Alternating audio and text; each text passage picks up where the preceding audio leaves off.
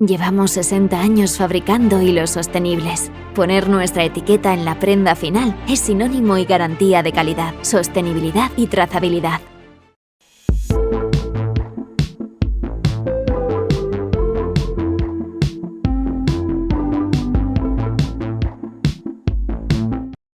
Book a demo and find out how XGenAI can drive industry-leading lifetime value and incremental revenue lift within weeks. Hoy empezamos con la primera mesa redonda de Barcelona Fusion Summit 2022, que realizamos bajo el título Financiación, Mercados y Socios para volver a crecer. Os presento primero de todo. Tengo a mi izquierda José Manuel Martínez Gutiérrez, que es consejero delegado de Bimba y Lola desde julio de 2018. Trabajó en Inditex entre 2003 y 2012. Después se incorporó como consejero delegado de Sprit, es licenciado en Ciencias Económicas y Empresariales por la Universidad Autónoma de Madrid y máster en Administración en la Kellogg School of Management. Bienvenido. Gracias. Placer. A su lado, Borja Oria, socio y consejero delegado del área de banca de inversión de Arcano, firma de asesoramiento financiero y gestión de activos, además es presidente honorario de Acotex, todos conocéis. Oria también había sido anteriormente, durante 8 años, consejero delegado de la empresa familiar Musgo, que vendieron a una firma de capital riesgo en 2006. Bienvenido y de nuevo un placer. Clemente Cebrián, cuarta posición, es cofundador junto a su hermano Álvaro de una de las marcas de moda masculina y femenina, de la marca de moda masculina y femenina de Ganso desde 2004, licenciado en empresariales por CUNEF y en 2018 asumió el puesto de presidente del Ganso.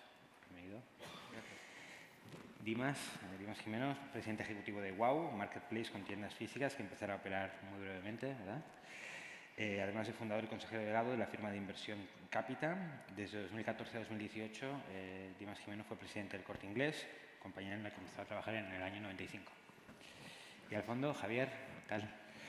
Que es socio responsable del sector de distribución y consumo de EY para España, Italia y Portugal desde julio de 2018 y desde 2021 es responsable de transformación de la firma en España. Se incorporó a la compañía en julio de 2017, procedente de Price, de PwC. Es licenciado en informática, trabajó también como consultor para Puertos del Estado durante más de 2 años y manager en AT Kearney. Buenos días. Bueno, la verdad es que un placer teneros a todos. Y nada, bueno, vamos a lanzar una primera pregunta si queréis de un poco de introducción y un poco quien se anime y sobre todo si queréis hablar entre vosotros, fantástico. Y después de cara al público, si queréis pensar alguna pregunta, genial, de que un rato abrimos y lo podemos hacer un poco más dinámico. Hablamos en este summit de la necesidad de conectar. ¿Creéis que la moda tiene hoy buenos aliados? Es decir, ¿no? Grupos de centros comerciales, distribuidores, proveedores. ¿Quién dispara primero? Tú.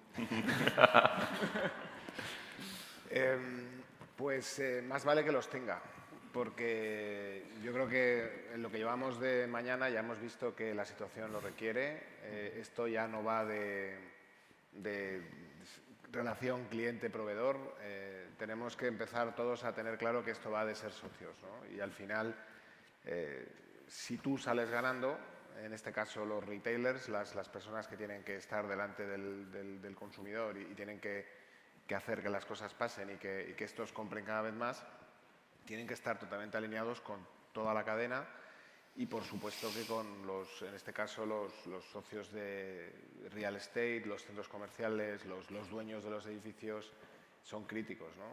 Todo ha cambiado y es un momento en el que hay que apostar mucho más por eso, por flexibilizar los temas, mucho más adaptado a un momento en el que hay que salir con propuestas nuevas, todo lo que se hacía antes hay que revisarlo y este es el escenario, así que por supuesto que sí, claro que tienen que ser y jugarte mucho más el riesgo, ¿no? O sea, al final hay que compartir riesgos, hay que ir a modelos aparentemente mucho más variables para esos riesgos se comparten, pero también los beneficios, ¿no? O sea que yo desde mi punto de vista, claramente sí. Ahí, Cristian, la palabra socio implica unas connotaciones que la palabra colaborador no las implica. O sea, un socio es el que entiende las necesidades del otro, entiende dónde gana y pierde dinero y que cuando interactúan juntos los dos están mutuamente beneficiados. En una relación de colaboración no siempre pasa eso. Entonces, yo creo que en este ecosistema amplio, como decía Dimas, más vale buscar socios pero a lo mejor tienes que conformarte con tener colaboradores, porque no siempre el de enfrente tiene las mismas necesidades y las mismas preocupaciones que tú. Yo lo que sí creo que ha pasado en la pandemia es que nos hemos conocido todos mejor, para bien y para mal, ¿eh? Yo creo que antes de la pandemia estábamos cada uno a nuestro negocio, cada zapatero a sus zapatos, y pues los propietarios estaban con su negocio de real estate, nosotros con la moda, los distribuidores en lo suyo, y más o menos nos entendíamos. La pandemia nos ha puesto a prueba a todos, porque de repente hemos visto que íbamos todos en un mismo barco y que al barco no le iba muy bien y que había muchas vías de agua. Y eso a veces ha servido para estar más unidos, conocernos más y trabajar muy bien con algunos, y también ha servido para ver con quiénes no puedes contar o con quiénes vas a tener que enfrentarte del resto de lo que te queda de colaboración. Así que yo no sé si tenemos más aliados o más socios que antes. Lo que sí creo es que nos conocemos mejor, ya te digo, para bien y para mal. Yo pienso igual que tú. De hecho, yo creo que los que son para bien son mucho más para bien, y realmente ha habido un acercamiento mayor, y yo creo que realmente estamos más integrados, o realmente la confianza mutua es mayor. Y es cierto, también hay casos que lo que has hecho es una separación, o te has dado cuenta que a lo mejor por ahí no era. Entonces, estoy de acuerdo que antes o después de la pandemia ha cambiado mucho, y es verdad que ha creado esos dos bloques. Yo creo que, por suerte, creo que mucho más del lado positivo que negativo, en mi opinión. Pues muy en línea de todo, ¿no? Yo creo que, además, comentábamos esta mañana, yo creo que este summit es un exponente de eso, ¿no? Yo creo que cuando empezasteis, hace 10, 15 años, el sector de retail en general, cada uno estaba muy encerrado en su casa, no compartía datos, no compartía información, la competencia era el enemigo. Y hoy estamos viendo aquí a prácticamente todos los directivos, dueños, fundadores del sector, compartiendo experiencias, compartiendo ideas. Y yo creo que con una mente mucho más abierta y mucho más de compartir, mucho que ya lo veíamos en el sector tecnológico, a mí, que hemos asesorado en compañías tecnológicas, y los founders de ese tipo de compañías, no sé si es porque no tienen nada que perder o porque tienen una mente más abierta, pero yo creo que está llegando a esta industria, y este es el gran ejemplo. O sea, aquí se está compartiendo información, experiencias, y seguro que saldrán acuerdos en el networking que se hace aquí, ¿no? Muy bien. Un empresario nos dijo, ¿no?, que había un momento al principio de la pandemia que el sector de la moda parecía como el sector inmobiliario en 2007-2008, ¿no? Se había perdido la confianza de una forma muy fuerte en el sector. ¿Crees que hoy hay más confianza o menos confianza que antes de la pandemia? ¿En el sector de la moda? ¿Más confianza por parte de quién? Pues, no sé, el dueño de un local, ¿no?, que tiene que cobrar la renta, o a lo mejor un banco que tiene que fiar al final, ¿no?, que tener una póliza de crédito que hay que retornar un tiempo, etcétera, ¿no? No sé vuestra experiencia. Nosotros no nos estamos encontrando más desconfianza. Yo creo que ha pasado lo que hemos comentado, nos hemos conocido todos mucho mejor, pero tampoco ha pasado algo específico al sector de la moda. Yo creo que la pandemia la hemos sufrido todos, y la han sufrido la restauración y la han sufrido otros muchos negocios. Entonces, yo particularmente, por lo menos en las empresas que estoy involucrado, no veo una falta de confianza o una confianza diferente de la que teníamos antes. Yo no sé vosotros. No. ¿Estás de acuerdo? Bueno. Ahí, por ejemplo, ¿no?, hablabais de la flexibilidad, ¿no? Por ejemplo, con el real estate, que sí ha sido clave para la moda, ¿no?, los locales, los centros comerciales. Es verdad que se han conseguido hacer negociaciones que no se habían hecho antes, ¿no? No sé si el sector hoy tiene un poco más fuerza negociadora, por ejemplo, ¿no?, a la hora de abrir locales, de negociar rentas, de conseguir modelos variables, tal vez, ¿no? Yo creo que más allá de la fuerza que puedas tener, lo que está claro es que el sector inmobiliario ahora mismo mira al retail de otra manera. La digitalización es una realidad, y en esa digitalización estos modelos de real estate que iban a un negocio físico fundamentalmente, empiezan a darse cuenta de que en la relación con los que operan esos locales tiene que empezar a cambiar, ¿no? Porque tú ya no puedes estar ajeno a la realidad digital que está detrás de toda realidad física, ¿no? Entonces, aparte de que los clientes, que son los que alquilan, pues a lo mejor ya están muchos de ellos en procesos de no expansión, sino de ajuste, porque tienen que crecer más en digital. Y por lo que yo sé, los propios, pues en este caso los centros comerciales, entrando en una concienciación de que ya no basta con dar servicios como es la seguridad, la limpieza y poco más, ¿no?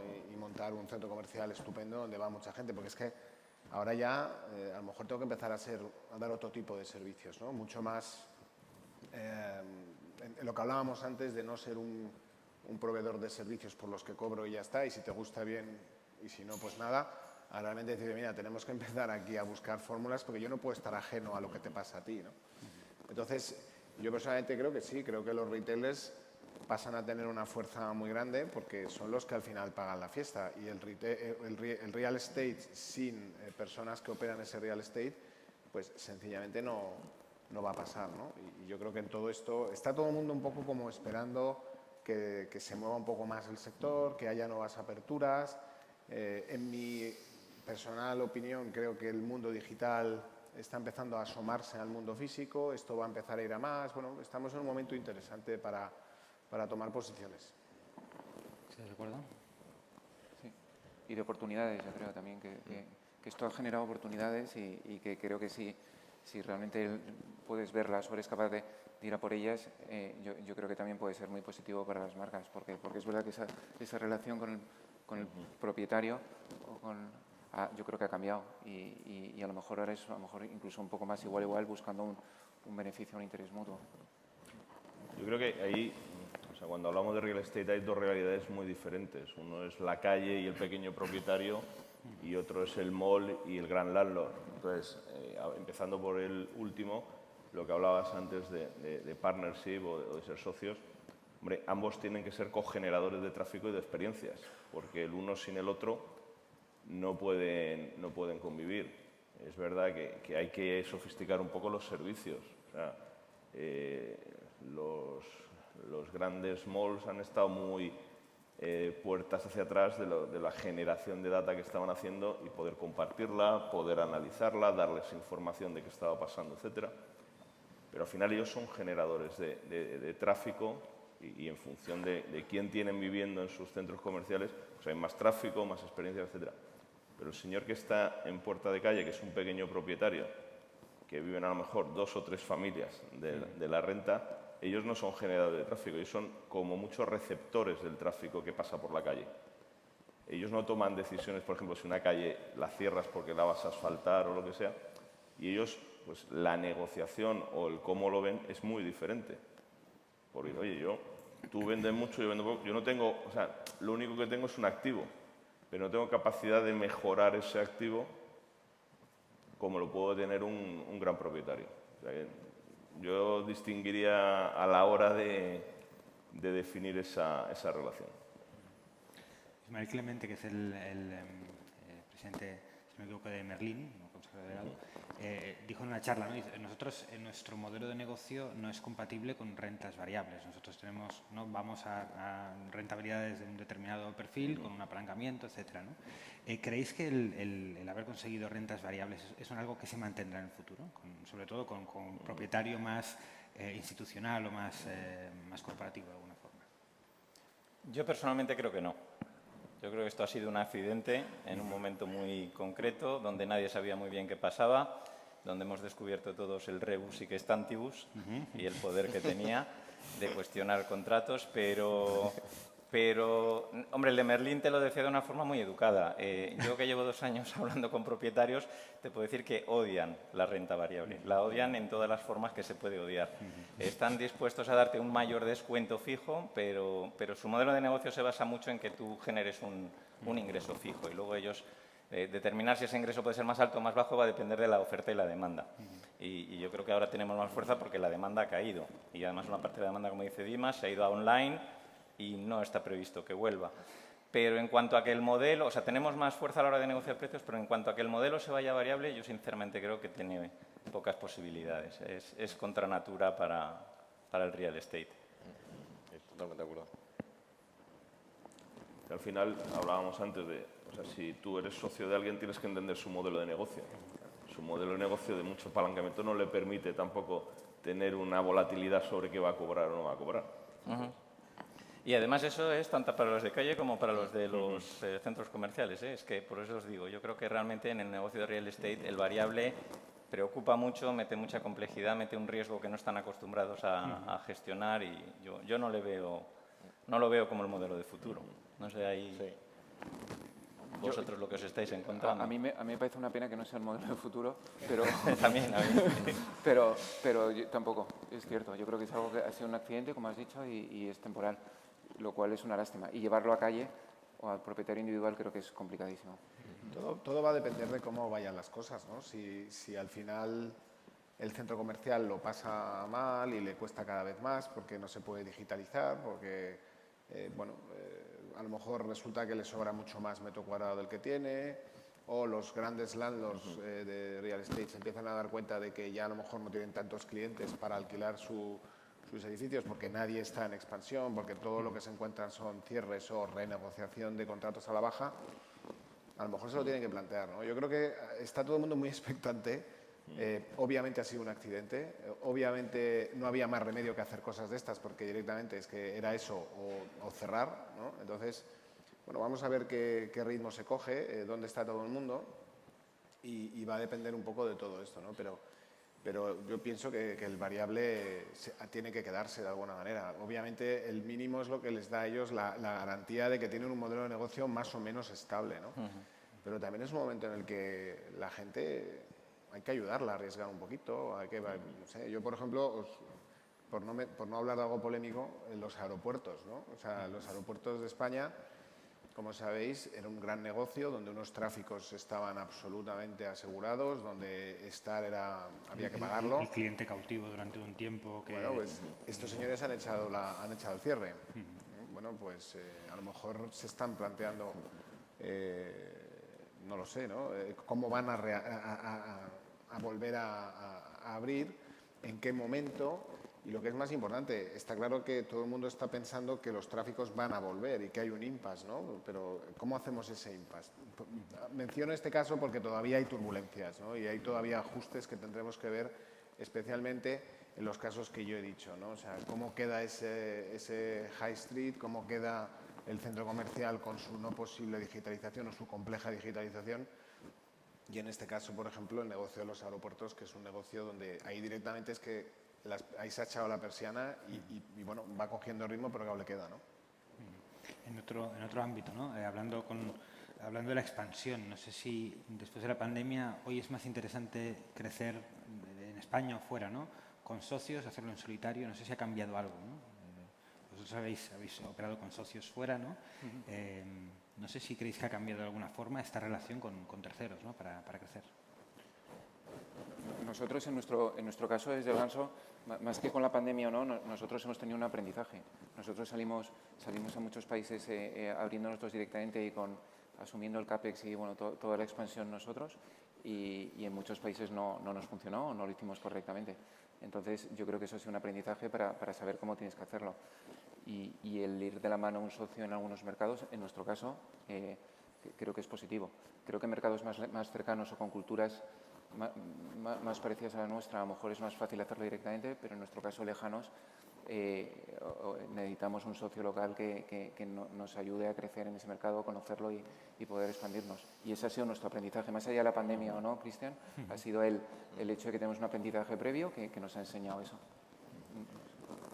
Sí, nosotros, bueno, hemos anunciado hace muy poco expansión en países grandes como China o como Rusia, en ambos casos usando socios de distinta manera. Estoy de acuerdo en que no tiene nada que ver con la pandemia. Yo creo que sencillamente es un modelo que para cada marca y para cada empresa en función de sus capacidades tiene sentido o no, y para cada país y cada mercado. Y cuando tienes un buen socio en el país donde lo necesitas, pues hace una diferencia, marca una diferencia muy grande. Yo creo que eso es válido. Pero no creo que haya cambiado por el hecho de haber pasado esta pandemia. Hablabais antes de los 10 años. Yo creo que hace 9 me invitasteis a hablar precisamente de esto y voy a decir lo mismo que dije entonces. O sea, expandirse internacionalmente genera complejidad. Si no eres capaz de digerir esa complejidad, más vale no ir. El riesgo de la prueba para una marca es alto. O sea, para el socio de enfrente no es tan alto. No funciona, tú fuiste a Rusia, no funciona, cierro y ya está. El daño luego de volver es alto. Entonces, yo creo que la mayor reflexión no está en el mercado al que quieres, es tu capacidad interna para ir. Y eso hay que mirarlo con los mismos ojos que lo mirabas antes de la pandemia. O sea, las oportunidades están, pero hay que saber si somos capaces de digerirlas y somos capaces de gestionarlas y luego analizar que el que corre el riesgo es la marca, no el socio. Justo hablabas, ¿no?, de abrir y cerrar a veces, ¿no?, una sociedad. ¿Cuándo se sabe cuándo es un momento de cerrar un acuerdo con un socio o cuándo es un momento incluso de absorberlo, ¿no? Porque también es un movimiento que en España estamos viendo mucho con grupos internacionales o empresas españolas también fuera, ¿no? ¿Cuándo hay que cambiar? Es decir, oye, de operar con un tercero a integrarlo dentro de mi estructura.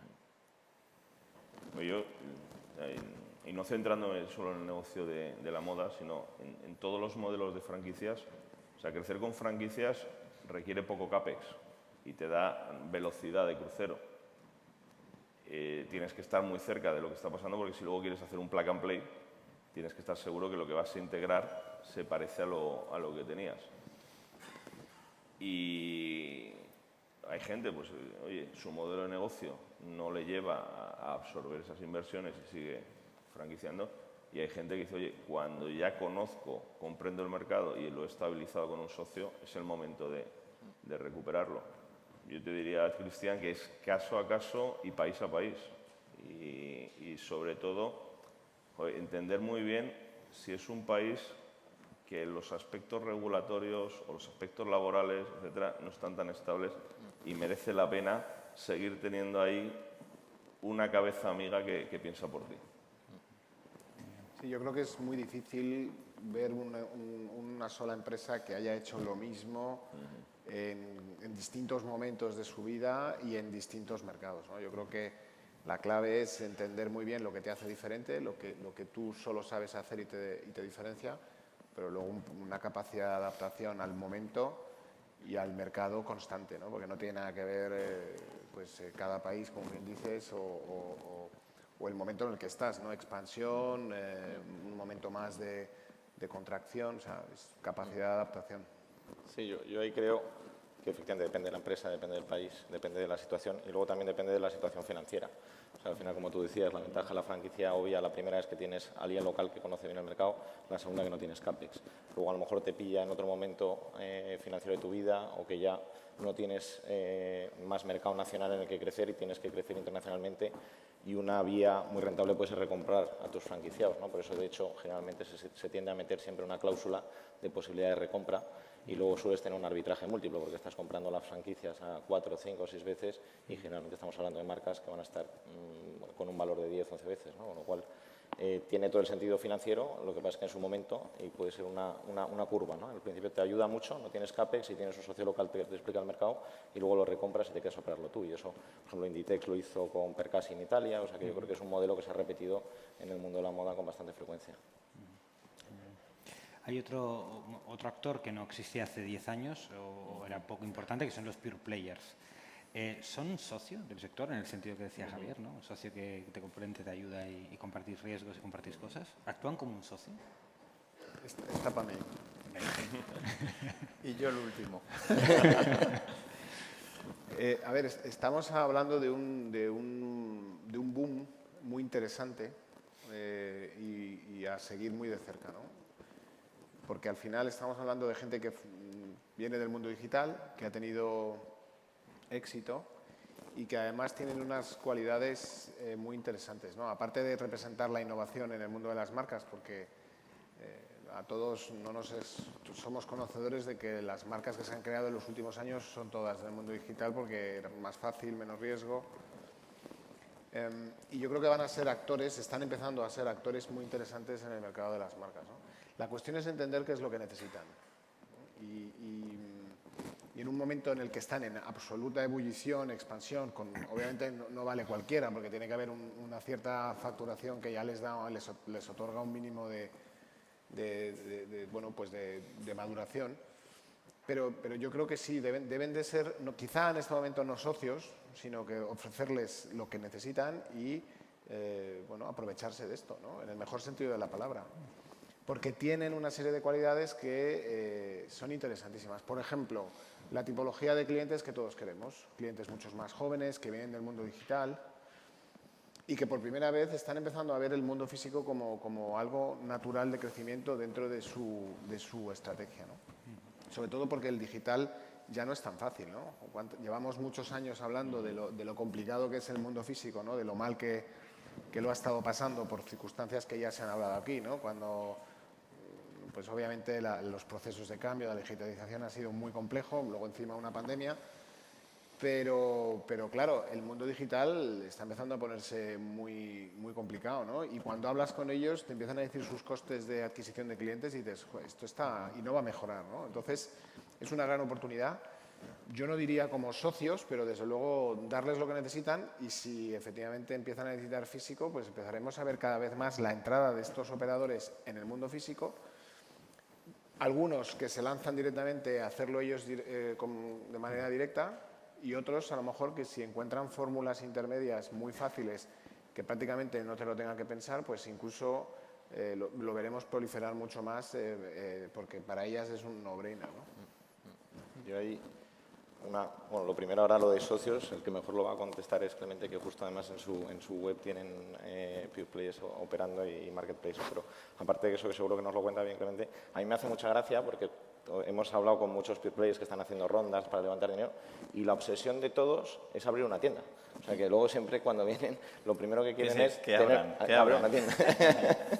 Pero es lo primero que te dicen, no, queremos abrir un flagship store porque efectivamente tenemos mucho data del cliente, joder, pero no le vemos físicamente, entonces queremos y tal. Entonces y luego cuando hablas con la gente que viene del mundo tradicional más retail, la obsesión es cuánto porcentaje vendo online, ¿no? Y quiero tener todo el data que tienen los Pure Players porque, claro, conoces al milímetro qué es lo que compra cada cliente, ¿no? Pero por eso yo creo que sociatura sí, simbiosis sí, y al final tiende todo a unirse y a ir a un mismo punto, ¿no? Sí, totalmente. Y de hecho ha sido muy curioso lo que ha pasado porque a mí me hacía gracia en plena pandemia que la gente nos preguntaba, oye, que cuando, o sea, como si las tiendas fueran a desaparecer, ¿qué vas a hacer con las tiendas? ¿Qué vais a hacer con las tiendas? Ahora solo se vende online. Hubo un momento, un mantra que parecía como que la tienda desaparecía. Entonces, yo creo que ahora mismo ni una cosa ni otra. Y lo que está pasando ahora con estas empresas o estas nuevas marcas o startups es muy atractivo porque es verdad ese paso de digital a calle. Proyectos como el que estás haciendo tú son muy novedosos y realmente creo que había una oportunidad y son muy buenos. Creo que a las marcas un poco más grandes yo creo que nos ayudan también a tener otro enfoque e incluso a refrescarnos. Y realmente ya no solo a captar un nuevo tipo de público, sino a entender cómo piensan ellos. Y creo que eso es importante porque tú te centras en tu realidad, en tu día a día, y creo que es bueno ver cómo otras compañías de otro estilo que busca, al final vas a un cliente parecido pero de otra forma, cómo puedes llegar a ese cliente y cómo lo entienden ellos. Y creo que al final, para los que casi es más positivo, para las empresas que somos un poco más grandes, el trabajar con ellos, casi que lo contrario. Es verdad que es para los dos, pero hay un punto que te refresca y te enseña realmente por dónde pueden ir los tiros. Yo soy claramente el menos entusiasta y lo siento por la gente de Zalando que está, que además conocí ayer a alguno y es encantador, pero no lo digo solo por Zalando, me refiero al modelo de Pure Player en general. Entiendo que son unos actores importantísimos y que están súper especializados tanto en tecnología como en todo lo que es el modelo de e-commerce y en ese sentido van muy por delante de lo que podemos hacer las marcas en solitario. A mí la parte que me preocupa es que hacen el cliente suyo. Y a mí como marca me gusta tener mi cliente y me gusta tenerlo a mano, conocerlo, tener sus datos, trabajar con él y que se me meta alguien por el medio, aunque suene muy mal dicho así, pues me entusiasma menos. Y además yo he tenido, me imagino que vosotros también, alguna experiencia en China, que es un mercado donde un Pure Player prácticamente monopoliza, ahora un poco menos, pero bueno, durante años ha monopolizado el comercio electrónico y no es fácil para las marcas trabajar en esas condiciones donde tienes un monopolio. Entonces, yo entiendo que son un actor muy interesante, que resuelven muchas cosas, que nos hacen muy eficientes en muchas otras y pueden ayudar a muchas marcas a llegar a gente que a lo mejor no llegas. Como modelo de e-commerce a futuro, tener que pasar por un Pure Player para todo, a mí me entusiasma menos, ya digo. Y además creo, por lo menos en los casos particulares que conozco yo, que todavía no hemos encontrado la manera óptima de trabajar. No siento que estamos tan alineados como para pensar que son aliados o socios todavía. De todas formas, aquí hay que diferenciar entre empresas más pequeñas. Sí. Exacto, yo creo que yo me estaba refiriendo más a las Digital Native Vertical Brands, o sea, marcas como pues, el Ganso en su día, que posiblemente el Ganso, si hubiera nacido hoy, a lo mejor se hubiera planteado ser mucho más digital que en su día, que lo que hacíamos todos era ser físicos, ¿no? Y quizá tú te refieres más a lo que es el marketplace generalista, que yo estoy de acuerdo contigo, y yo también les conozco, les cuesta mucho plantearse el físico a ellos porque su estructura estratégica y mental es muy digital. Y es más, a lo mejor se lo pueden estar pensando, pero les cuesta mucho dar ese paso. Yo creo que es diferenciar entre lo que es la marca sola, que sí está con ganas de hacerlo y que se encuentra la manera, dice, oye, es una manera muy interesante de seguir creciendo. Y otra cosa son estos grandes marketplaces que habéis visto que no podemos decir ni uno solo que se haya ido a físico. Hablamos de Amazon, pero es que Amazon son cosas sueltas, ¿no? Son siempre como parece que son casi más experimentos que no una estrategia, dices, no, es que estos van a ir por aquí claramente, ¿no? Entonces yo creo que es lo bonito del retail, ¿no? Que es tan variado, que hay que llevarlo siempre a cada caso para intentar ver un poco lo que va a pasar. Yo totalmente con lo que está comentando Dimas y Clemente. O sea, hay que distinguir, cuando decimos pure player, es que es una amalgama ahí que se pierde. O sea, una cosa es una marca que nace digital y que me puede enseñar, en vez de incubar yo, pues me junto con una startup y me puede enseñar a moverme mucho más rápido y hacer cosas que no haría porque yo tengo un legacy de tiendas, de formas de hacer, etcétera, etcétera, y que me puede ayudar a cambiar el mindset y a lo mejor puede ser un buen aliado. Otra cosa es, y hace 10 años hablábamos de que el department store y los distribuidores multimarca se morían, y ahora resulta que los distribuidores multimarca y los department stores digitales han cambiado un poco las tornas del negocio. Y entonces ahí, joder, pues puede ser un canal o un competidor, pero lo que está claro es que el cómo entiende el negocio, aunque usa el mismo cliente y lleva el mismo producto, sus parámetros de rentabilidad y la manera que él entiende el negocio es radicalmente diferente. Entonces, cuando yo me pongo encima de la mesa a verlo, tengo que entender cómo funciona. Y un tercero que también aparece son disruptores tipo Uber, que aquí sería Stitch Fitch, que es otra cosa diferente que se pone en el medio. Y que dice, yo no gasto activo y me pongo en el medio y soy una empresa tecnológica, pero que resulta que llevo ropa a la gente. Entonces, es muy diferente los pool players y cómo en este ecosistema actúa cada uno. Entonces, hay que entender cuáles son las varas de medir a cada uno. Bueno, voy a cambiar un poco de tema, si os parece. Una pregunta directa, no sé, Borja, si me ayudas. ¿La financiación es un problema para el sector de la moda? Bueno, también aquí hay que tener cuidado porque el sector de la moda es tan grande y no es lo mismo el pequeño, el mediano que el grande. O sea, ahora mismo lo que es una realidad es que estamos en un pico de liquidez máximo, tanto por parte de los fondos de inversión, tanto de private equity como de deuda. Nunca ha habido en la historia en el mundo, no estoy diciendo en España, en el mundo, tanta liquidez, básicamente por un entorno de tipos de interés bajos. Había un trasvase del ahorro de la renta fija a estrategias ilíquidas que son justo fondos de private equity y fondos de deuda. Luego, además, unido a que los bancos, y especialmente ya se lo llevamos al mundo de la pandemia, los ICOs han funcionado bien en España y ahora mismo les está obligando el Banco Central Europeo a tener que prestar, pues si tienes un buen proyecto, efectivamente sí hay financiación tanto privada como bancaria como de fondos. O sea, la respuesta es, ahora mismo sí, estamos en un pico, vamos. Pues además... El experto ha sentado cátedra, o sea que poco se puede añadir. No, un directivo que venía de otro sector, ¿no? Decía, oye, lo peor de ese sector es el stock, ¿no? Que es una cosa horrible. No sé si estáis de acuerdo, ¿no? Que es lo peor del sector. Pero yo creo que ha sido siempre así, será, ¿no? La gestión de tu inventario, lo que te sobra, la política de rebajas.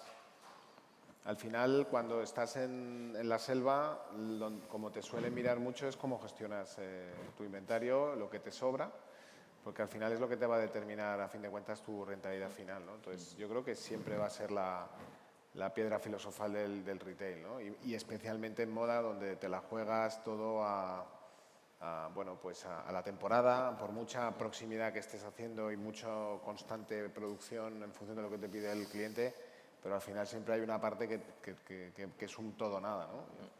Yo creo que también esta pandemia lo que ha demostrado es que como se han cambiado todo esto de la noche a la mañana, las temporadas, de repente no lo que habías comprado del año no lo habías vendido y estabas teniendo que comprar otra vez yo creo que todo esto no solamente lo ha puesto de manifiesto, sino que se ha visto que es todavía más crítico, ¿no? O sea que yo personalmente creo que eso va a ser siempre uno de los elementos clave, especialmente en la moda.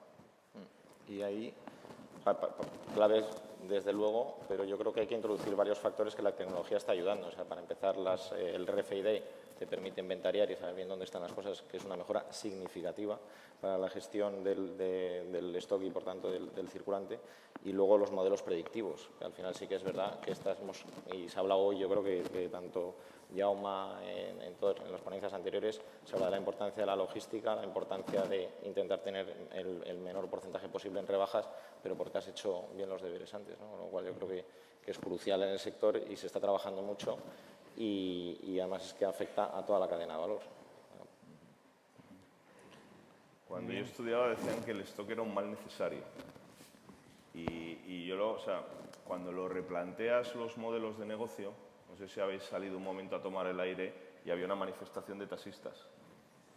Y decían, venía detrás, Uber nos arruina. El taxista que está ahí dice, oye, yo he pagado el coche, he pagado la licencia y ahora viene uno que no ha invertido nada y me cambia el negocio. O sea, aquí es parecido, o sea, nosotros tenemos un poco la paradoja de la pertenencia. Como tengo tiendas, como tengo stock, como tal, tengo que competir sobre mi legacy, mis activos, etc. Pero luego viene gente que es capaz de, sin tener stock, operar. Y dice, el stock no es un problema, yo tenerlo, cuando yo quiera necesitarlo, lo necesitaré. Entonces, sí que hay que entender que hay gente que opera sin stock y hay gente que incluso opera bajo pedido de clientes finales. Entonces, hay que entender que nosotros pensamos que el stock hace falta porque nuestro negocio está apalancado en que el stock hace falta. Pero hay otros que han venido ahora nuevos y piensan que el stock no hace falta. Lo que pasa es que esta mañana... Esta mañana yo creo que se ha dejado de manifiesto en la primera intervención que la clave está en la integración. O sea, las tiendas, cuando tienes un inventario totalmente integrado, con el digital pueden dar mucho juego, ¿no? Y cuando eres capaz con todos los modelos predictivos, con el control del inventario permanente, tú realmente puedes llegar en todo momento a decidir si ese stock sale de un almacén o sale de una propia tienda, con los beneficios que eso tiene tanto para el cliente en tiempos de entrega como de rentabilidad en un momento dado, ¿no? Entonces, yo creo que en ese sentido ya no es... O sea, el tener inventarios integrados, el que tú juegues con eso a tu favor y poner las tiendas físicas en esa jugada, creo que estoy de acuerdo contigo, que siempre ha supuesto, yo tengo una tienda, la tengo que llenar, tengo que estocar, ahora ya asumo el riesgo, luego qué hago con lo que no vendo, pero que ahora se abren unas posibilidades interesantísimas en el momento en que lo integras con lo digital y puedes jugar con ello. Sí, yo justo iba en esa misma línea y de lo que decías tú, Javier, que en cambio en algunos modelos de pure e-commerce que hemos visto, una de las cosas que te dicen es que justamente ellos tienen que estocar porque su cliente lo que les pide es inmediatez y que de hecho el challenge es que lo pidas por la mañana y te llega a tu casa por la tarde. Eso si lo tienes en el almacén del proveedor te lleva por lo menos a 2 días. Entonces, al final yo creo que se está revisitando continuamente porque también la inmediatez que te requiere el cliente, que al final... que yo sí que creo que hemos hablado de educar al cliente, pero yo creo que es que el cliente manda y que el cliente nos diga cómo tenemos que hacer las cosas y no al revés. Y el cliente quiere las cosas ya, y para eso tienes que tener stock. Lo que pasa es que lo tienes que gestionar bien, eso es otra cosa. Sin duda, o sea, si hay una alternativa, el cliente siempre te pide inmediatez. O sea, hay gente ahora que te dice, oye, yo los zapatos te los voy a tardar en dar 6 semanas porque los voy a fabricar en cuanto tú me los pidas. Y si no te gusta, pues es mi manera de funcionar.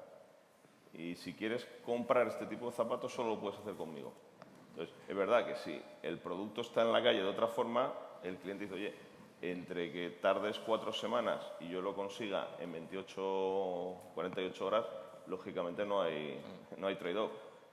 Pero también, o sea, yo si tienes un modelo que el cliente entiende, acepta, tienes el...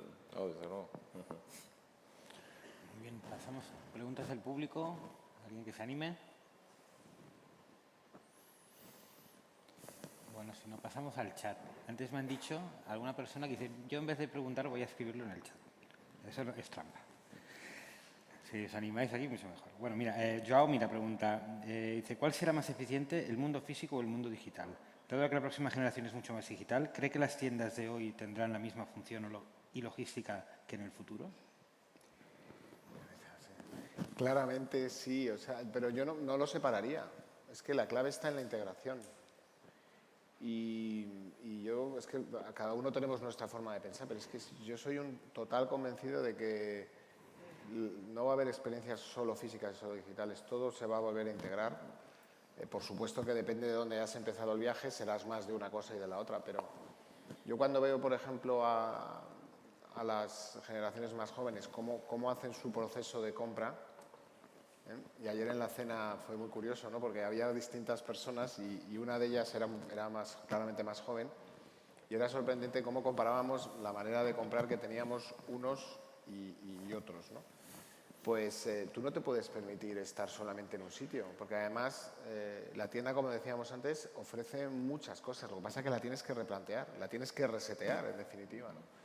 Entonces, el punto de partida sería, todo se va a integrar, no va a haber experiencias solo físicas o digitales, o será raro los que se queden solo ahí, y la cuestión aquí es hacer bien cada uno su función, ¿no? Hay cosas que el digital siempre las hará mucho mejor que el físico, que es atender a la compra más racional, ¿no? A la compra más de necesito algo, lo quiero, cuanto antes llegue y al mejor precio, mejor. Pero hay otras muchas cosas de la compra que antes se comentaba, ¿no? Que es la parte más emocional, que es la parte donde realmente compramos porque no tengamos una necesidad, sino porque lo vemos y no podemos vivir sin ello. Esa, siendo realistas, el digital no lo consigue, y sin embargo la tienda para eso es fundamental, ¿no? Entonces, yo creo que la clave es entender muy bien qué hace, para qué cosa, y juntarlo todo y al final que el cliente obtenga lo mejor de los dos mundos, ¿no? O sea que claramente sí, las tiendas más que nunca son fundamentales. De hecho, hay un dato que comparto con vosotros de hace muy poco, y es que en Estados Unidos por primera vez el ratio de tiendas cerradas y tiendas abiertas es favorable a favor de las abiertas, después de casi 7 años de destrucción y de cierre de tiendas. Esto también en un mercado tan agresivo y tan puro como el americano, donde no hay historias, ya te está diciendo que algo está pasando ahí para que se empiece otra vez a abrir más tiendas, ¿no? Por algo será. ¿Los demás?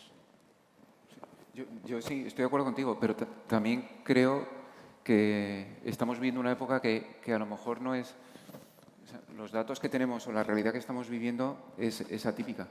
Entonces, también yo creo que hay una necesidad ahora de salir fuera, de vivir, de ir a la calle, de compartir cosas físicamente. Entonces, eso está creando una situación que va a durar, que no sabemos cuánto va a durar, pero que eso también hace que ha habido un crecimiento online muy fuerte, que es verdad lo que has dicho antes, que ese crecimiento online, o por lo menos nosotros lo percibimos así, no sé vosotros, va muy ligado a precio. O sea, nosotros lo que vemos es verdad, es que la sensibilidad a precio en el entorno online es mucho más fuerte que en el entorno físico, y eso tenemos que ir poco a poco equilibrándolo y demás. Pero yo creo que ahora los datos que tenemos o los inputs que tenemos vienen de situaciones atípicas. Entonces, yo creo que necesitamos un tiempo para ver realmente cómo se estabiliza esta situación y hacia dónde va. Y por ello, yo estoy de acuerdo que hay que apostar por una omnicanalidad total, porque no sabes muy bien hacia dónde va a ir o cómo va a reaccionar ese cliente, ¿no? Entonces, yo incluso por pura seguridad, me parece lo más lógico para una compañía esa apuesta general, porque ahora mismo hay mucha incertidumbre hacia dónde va a ir culturalmente un cliente o hacia dónde va a ir, y yo creo que ahí es importante. No sé si vosotros... No, yo lo único que añadiría, es que estoy de acuerdo con lo que decís, pero lo único que añadiría es que incluso si vamos a un mundo donde desaparecen las tiendas, faltan muchos años, muchos años. Todavía el grueso de la venta sucede en las tiendas, y además me encanta el dato este que comentas de Estados Unidos, porque demuestra que no es tan claro que vayan a cerrar ni a desaparecer. Pero incluso si fuera a pasar en algún momento del futuro, creo que faltan muchos años y que planteárselo ahora pues no tiene mucho sentido. Nos tenemos que preparar todos para bastantes años de omnicanalidad, de los dos canales funcionando juntos. Y es un reto bonito, a mi modo de ver, algo muy interesante que ya nos está tocando. Sí. Y ahí, yo creo que el canal más adecuado para cambiar el modelo de relación que hay con el cliente. O sea, llevamos años que la relación es muy transaccional, se le habla siempre de precio, de descuentos, etcétera, etcétera, y hay que empezar a generar otro tipo de relación. Entonces hay que buscar dónde se genera mejor relación y dónde se desarrolla mejor la relación, porque al final lo que tendremos son gente que es amante de las marcas y luego ya veremos cómo se interactúa mejor con ellos, cómo se sabe mejor con ellos. Pero para mí lo importante no es el canal, sino que quiero conseguir con el canal. Muy bien. Habéis mencionado, ¿no?, la tienda. Es verdad que en estos años ha habido una destrucción de capacidad instalada de retail, ¿no? ¿Creéis que, no sé, tú decías que era pronto, a lo mejor no, pero ¿creéis que está terminado este proceso en general, ¿no? Obviamente no en el caso particular de cada uno? Después de la pandemia, es que esto ha sido una prueba muy dura, ¿no?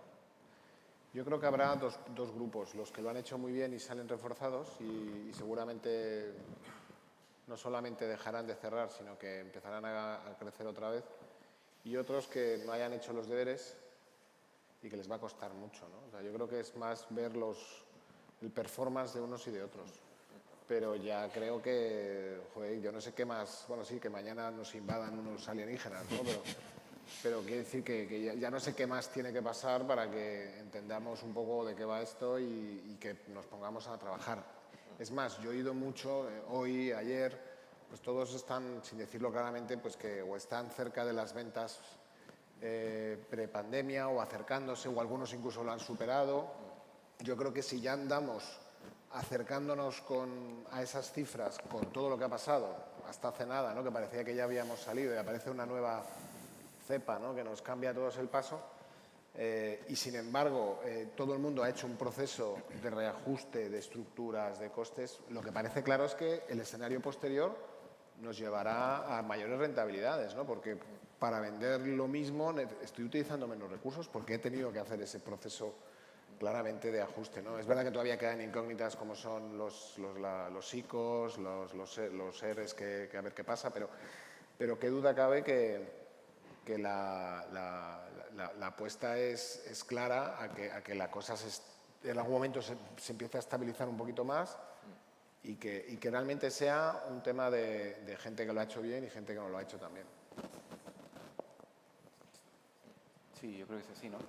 Al final, en nuestro caso concreto, nosotros venimos de una época muy mala y ahora realmente creo que la época de pandemia esto suena tremendo decirlo, pero hasta nos ha espabilado y nos ha hecho ver las cosas de otra forma o intentar enfocar las cosas de otra forma. Y creo que ese enfoque nos ha hecho mejorar y nos ha hecho entrar en una época que la verdad es mucho más optimista y mucho mejor. Entonces, yo creo que a veces estos golpes tan radicales, pues en el caso nuestro, pues te hace cambiar la forma de mirar y darte cuenta que ha cambiado un poco el entorno.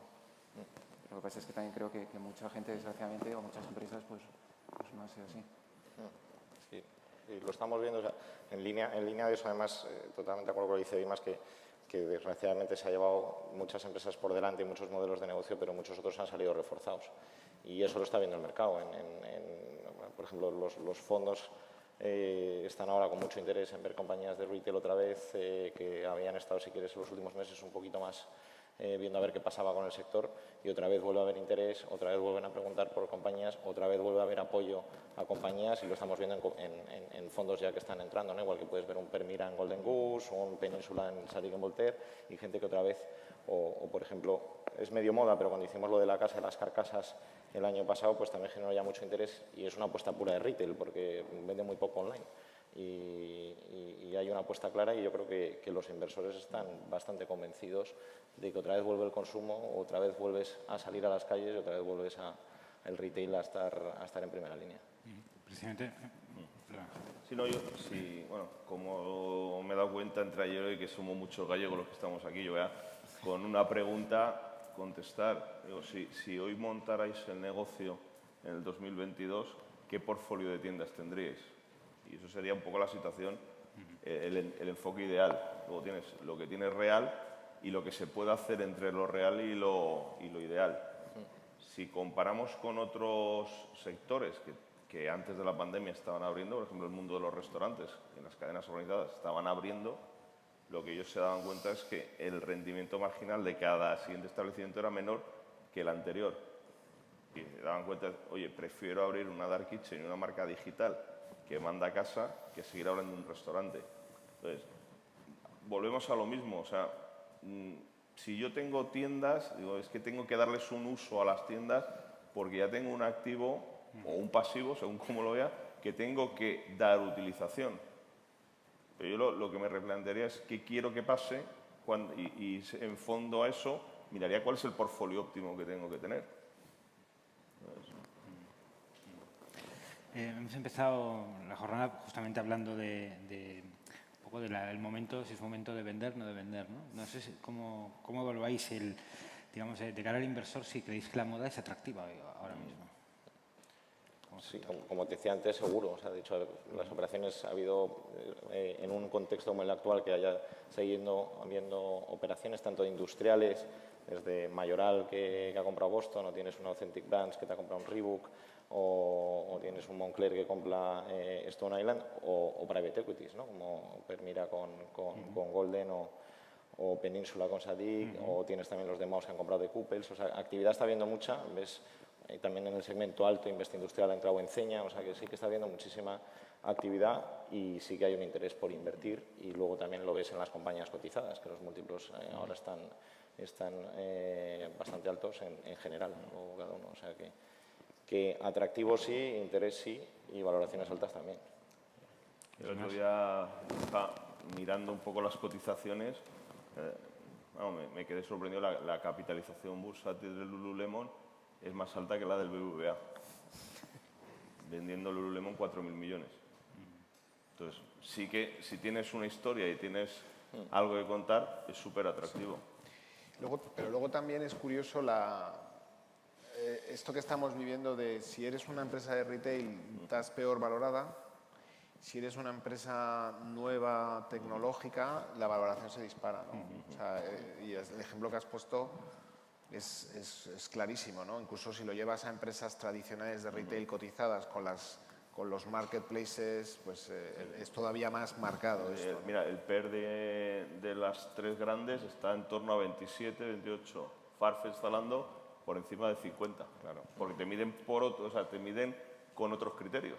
Entonces, esto veremos a ver cómo acaba, ¿no? Pero primero es muy injusto. Lo que pasa, claro, que el inversor está entendiendo que digamos que el esfuerzo que tiene que hacer el retail tradicional es mucho mayor y lo está penalizando, ¿no? Y sin embargo eres un marketplace y todos son, el equity story, ¿no? En definitiva es mucho más claro, ¿no? De hecho, seguro que habréis leído que un grupo tan importante como Macy's en Estados Unidos, donde casi el 20 y tantos % de su venta o más es digital, se está planteando separarlo en dos empresas para poder beneficiarse de esa diferencia de valoración, cuando al final es lo mismo, ¿no? Aunque no es lo mismo, pero que al final vendes el mismo producto, ¿no? Yo creo que en algún momento esto debería,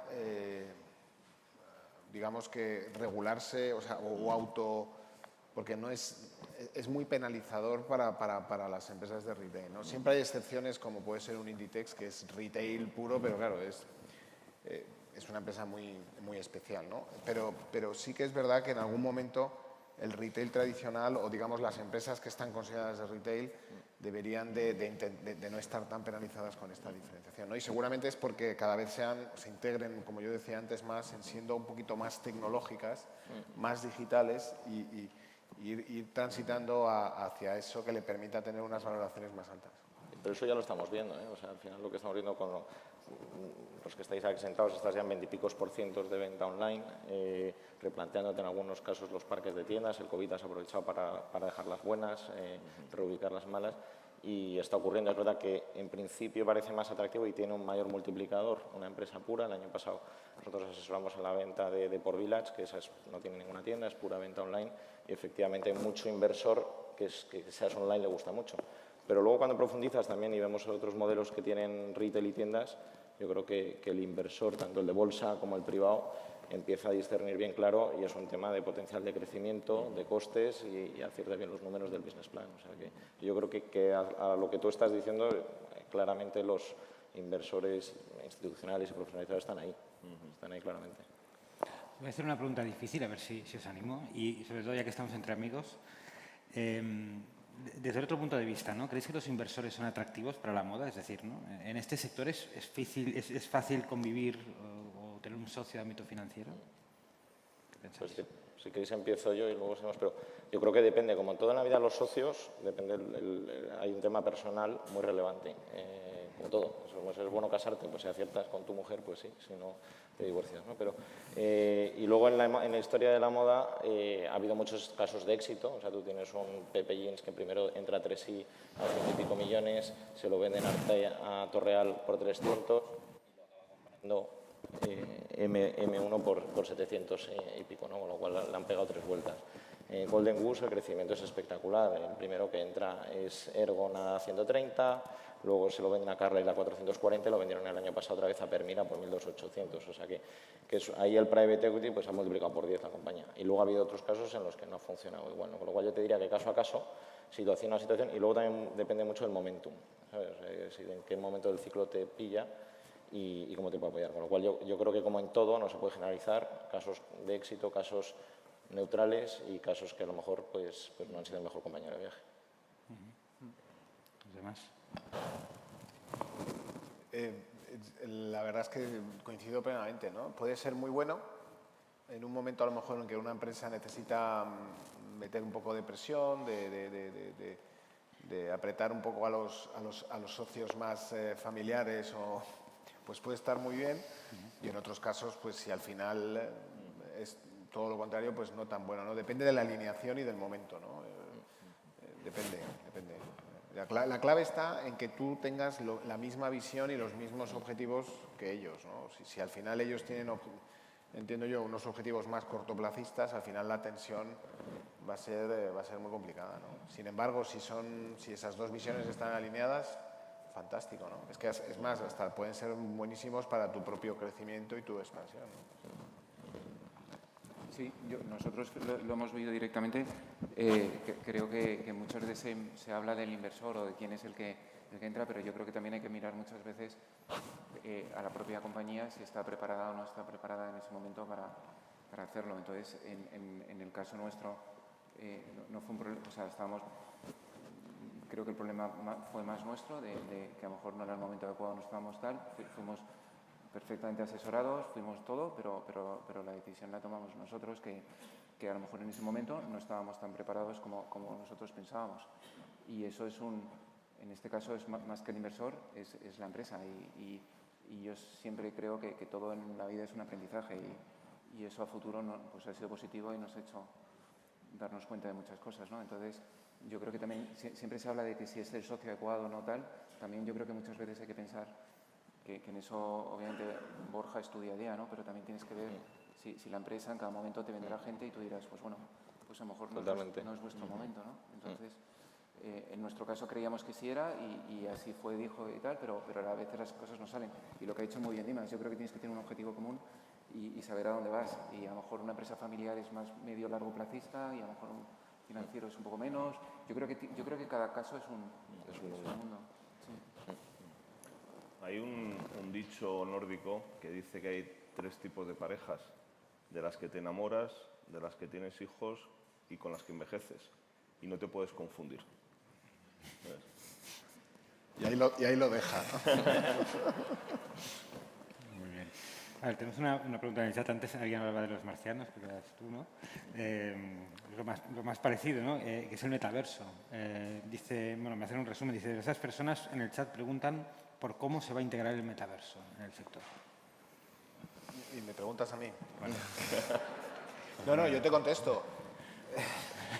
Yo creo que del metaverso sabemos todavía muy poquito, ¿no? Yo creo que todos vemos que es algo que puede tener un potencial tremendo, que es como el siguiente nivel del mundo digital, que están empezando a pasar cosas muy relevantes, una cantidad de dinero e inversiones brutal en cosas que uno podría pensar, pero qué chorrada es esta, ¿no? Pero se están pagando mucho dinero por intangibles, pero que ya para muchos son tangibles, que tienen un mercado brutal detrás y independientemente de que pudiera ser mañana una gran burbuja, pero algo tendrá el agua cuando la bendicen, ¿no? Entonces, yo creo que para el retail puede ser una gran oportunidad, pero tenemos todavía que aprender muchísimo de ello, entender muy bien cómo juega.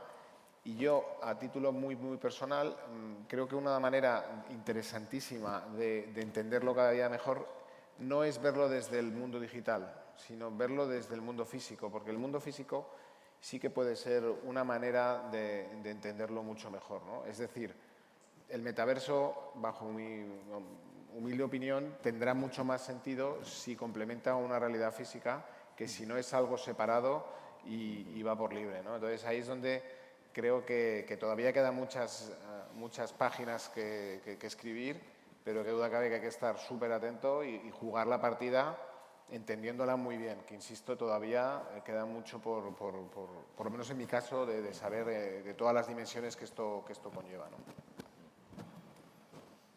Yo creo que es una incógnita tan grande a estas alturas que tomar cualquier decisión sobre si eso es algo de futuro, ¿no? Lo que sí que estoy de acuerdo es que si entra a ser parte de este negocio va a ser una patita más para la marca. O sea, yo creo que la marca tiene que existir en los canales que está hoy, en el mundo que opera hoy, y que si luego el metaverso es un espacio más donde la marca puede tener productos o imagen o lo que sea, lo vamos a descubrir en el tiempo. A mí ahora mismo me parece súper precipitado. Y ¿sabes lo que pasa también? Que habiéndolo pasado todos como se ha pasado, ¿no? Con una complejidad tan grande, que todos hemos coincidido de alguna manera, y sobre todo vosotros, que es la opinión de valor, que estáis en el fregado, que estamos todavía entendiendo cómo salimos, pues ahora de repente ponerte a hablar de algo de esto cuando todavía no sabemos muy bien dónde estamos, tela, ¿no? Yo cuando alguien te habla de esto, dice, bueno, espérate, vamos a hacer primero lo básico y luego ya háblame del metaverso después, ¿no? Pero vamos a hacer primero lo que hay que hacer y luego lo demás que sea un añadido, ¿no? Y además ahora el metaverso es como que nos hemos ido, yo creo que hay pasos en medio y que son atractivos. El metaverso, bueno, lo ha hecho Facebook y tal, y todos estamos como muy impresionados, ¿no? Pero en medio yo creo que hay cosas también muy atractivas de todo lo relacionado con blockchain, los propios NFTs y su aplicación al retail, el cómo sacarlo. No lo sé, yo creo que de aquí a metaverso yo creo que hay un trozo que a lo mejor nos estamos yendo muy lejos. Pero estoy de acuerdo con lo que dices, que yo creo que a futuro sea una pata más, pero que ahora... Yo por lo menos no me atrevo a posicionarme ahora mismo. Sí, es que es como... Muy bien, bueno, pues lo dejamos aquí si os parece. De verdad que muchísimas gracias por esta charla y nada, continuamos. Gracias. Gracias.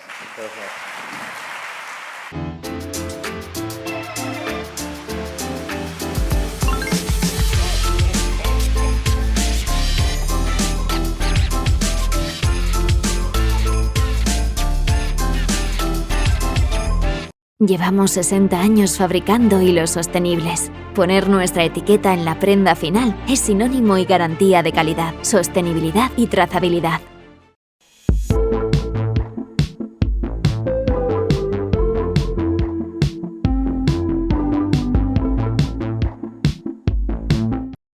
Book a demo and find out how ActionAI can drive industry-leading lifetime value and incremental revenue lift within weeks.